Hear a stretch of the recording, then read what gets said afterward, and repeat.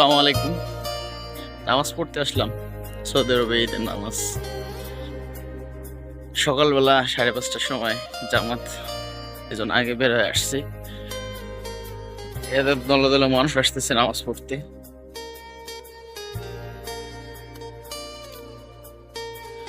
এখানে নামাজ হবে। এখানে নির্দিষ্ট ঈদগাহ মাঠ নাই।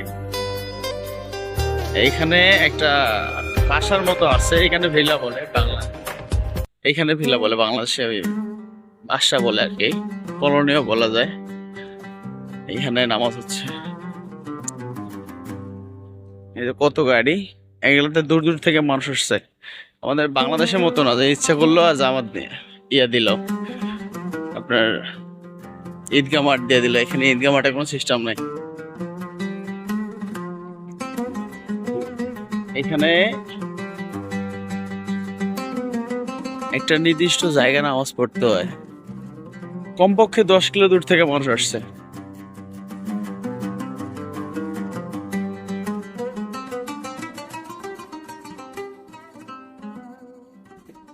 এই যে আমাদের কোম্পানির লোকেরা সামনে, আর এইখানে লোক থাকে, এই পুরো এরিয়াটা জুড়ে লোক থাকে।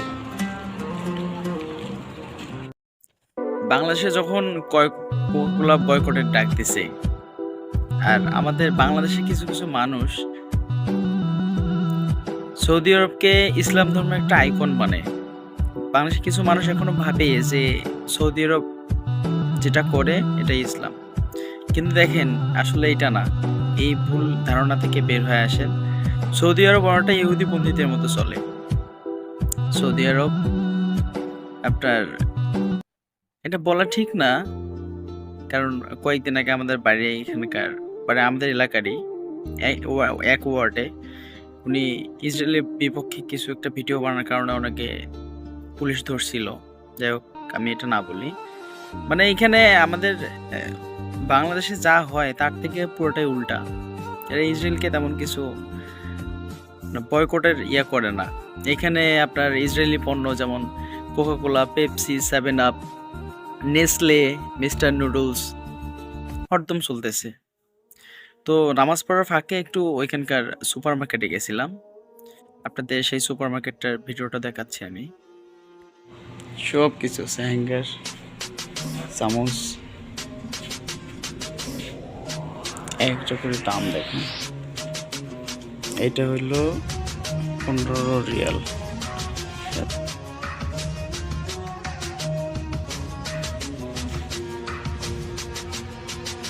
পাতিল আছে,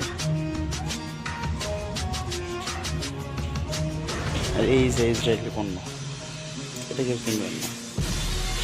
7 আপ শো, গার্মেন্টস আছে, কেজি, সব কিছু আছে। সবচেয়ে দাম বেশি আছে, কিন্তু দাম বেশি।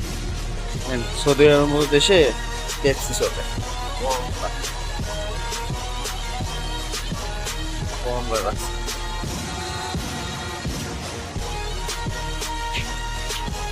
এই যে ওয়ালাইকুম আসসালাম। আপনার বাড়ি কি বাংলাদেশ? দেখি বোঝা যাইতেছে। আন্তা বাঙালি, আন্তা সৌদিয়া। বাঙালি সৌদি আরবে সুপার মার্কেট আসলে আপনি ঘুরে কিছু কিনবে না, খালি ঘুরবে। আর এই দেখেন, একটা পণ্য নিলে 3 ঘন্টা ঘুরে।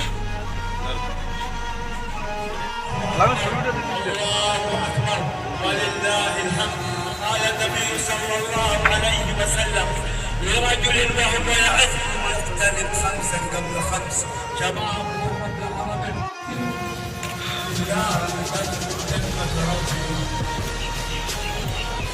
الله اكبر الله اكبر